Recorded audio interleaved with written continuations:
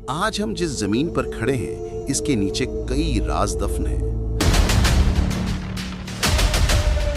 हजारों साल पुरानी सभ्यताएं, बड़े बड़े महल और ऐसी ताकतवर कौमें जिनका नाम सुनकर आज भी इंसान हैरान रह जाए। लेकिन क्या आपने कभी सोचा है कि एक ऐसी कौम भी थी जिसके लोग आम इंसान नहीं बल्कि पहाड़ों जैसे दिखते थे? एक ऐसी सल्तनत जिसके ऊंची खम्भों जैसा शहर पूरी दुनिया में कभी नहीं बना? वो लोग जो पत्थरों को मोम की तरह तोड़ दिया करते थे, आज उनका नामो निशान मिट चुका है। अरब के रेगिस्तानी तूफानों के नीचे आज भी उनकी चीखें दफन हैं। आखिर वो कौन थे? वो कौन सी गलती थी जिसने इतने ताकतवर लोगों को सिर्फ हवा के एक झोंके से टिनके की तरह बिखेर दिया? ये कहानी है तकब्बुर यानी घमंड की, शान और शौकत की, और एक ऐसे खौफनाक अजाब की जिसने दुनिया का नक्शा बदल दिया। ये कहानी है कौमे आद की। हजरत नूह अलैहिस्सलाम के तूफान के बाद जब दुनिया दोबारा बसनी शुरू हुई तो अरब के इलाके अल अहकाफ में, जो आज की यमन और ओमान के दरमियान है, वहां एक नई कौम ने जन्म लिया। ये कौम आद थी। अल्लाह ने इन्हें वो जिस्मानी ताकत दी थी जो उस वक्त किसी और इंसान के पास नहीं थी। कुरान कहता है कि वो लोग कद में खजूर के पेड़ों जितने लंबे और चौड़े थे। उनकी ताकत का ये आलम था कि वो बड़े बड़े पहाड़ों को काट कर अपने लिए महल बनाते थे। उन्होंने एक शहर बनाया था, इरम ज़ातिल अमाद, ऊंचे ऊंचे खंभों वाला शहर। सोचिए, सोने और चांदी की ईंटें, हीरे जवाहरात से जड़े दरवाजे और ऐसे बाग जो रेगिस्तान के बीच में जन्नत का नजारा पेश करते थे। उस वक्त की दुनिया में आद से ज्यादा ताकतवर कोई नहीं था। उन्हें लगता था कि मौत उन तक कभी पहुंच ही नहीं सकती। लेकिन ये दौलत और ताकत उनके दिमाग पर हावी हो गई। उन्होंने अल्लाह को भुला दिया। वो भूल गए कि जिसने उन्हें ये ताकत दी है वो उनसे भी ज्यादा ताकतवर है। वो पत्थरों की पूजा करने लगे। जुल्म उनका पेशा बन गया। कमजोरों को कुचलना और अपनी ताकत का दिखावा करना उनका रोज का काम था। उनके मुंह से सिर्फ एक ही बात निकलती थी, कौन है इस धरती पर हमसे ज्यादा ताकतवर?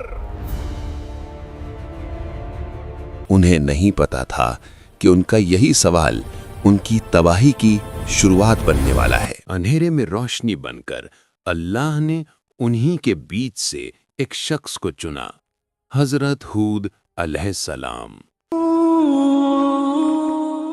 वो कौमे आद के ही एक शरीफ खानदान से थे, लेकिन उनका दिल इस शिर्क और जुल्म से पाक था।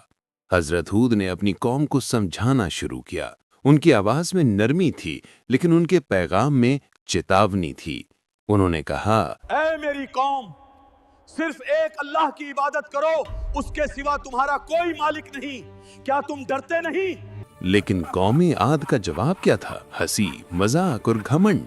उनके सरदारों ने कहा, हूद, तुम हमें बेवकूफ लगते हो। हमने ये महल, ये ताकत, ये शान अपनी मेहनत से बनाई है। तुम्हारा वो अजाब कहां है जिसकी तुम हमें धमकी देते हो? अगर तुम सच्चे हो तो ले आओ वो अजाब। हजरत हूद उन्हें बार बार समझाते रहे। वो कहते, मुझे तुम पर एक बड़े दिन के अजाब का डर है। लेकिन वो लोग अपनी ताकत के नशे में चूर थे। उन्होंने कहा, चाहे तुम हमें नसीहत करो या न करो, हमें कोई फर्क नहीं पड़ता। हम पर कोई अजाब नहीं आने वाला। उन्होंने अपने लिए हिदायत के दरवाजे को खुद अपने हाथों से बंद कर लिया था। अब वक्त था फैसले का। तबाही अचानक नहीं आई। पहले अल्लाह ने उनकी पकड़ ढीली की ताकि वो सुधर जाएं। अचानक अल अहकाफ की हवाएं बदलने लगीं। वो इलाका जो बागों और नहरों से भरा था, वहां बारिश बंद हो गई।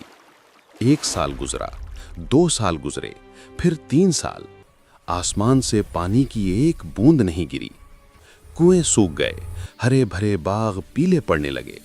वो लोग जो कल तक अपनी ताकत पर इतराते थे, अब पानी के लिए परेशान होने लगे। उनके चेहरों की रौनक उड़ गई, जानवर मरने लगे।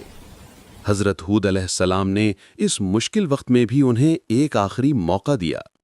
उन्होंने कहा, अपने रब से माफी मांगो, तौबा करो, वो आसमान से खूब बारिश बरसाएगा और तुम्हारी ताकत को और बढ़ा देगा।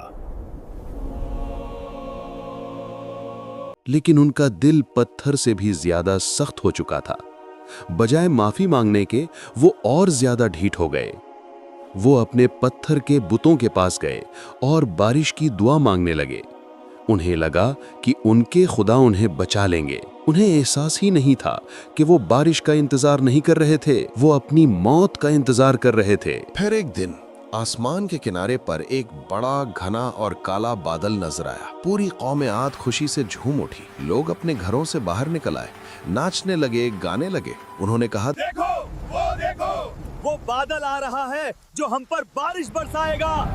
हमारी मुश्किल खत्म हो गई। वो उस बादल की तरफ ऐसे देख रहे थे जैसे कोई प्यासा पानी को देखता है। लेकिन हजरत हूद अलैहिस्सलाम के चेहरे पर खुशी नहीं थी, बल्कि खौफ था। वो जानते थे कि ये क्या है।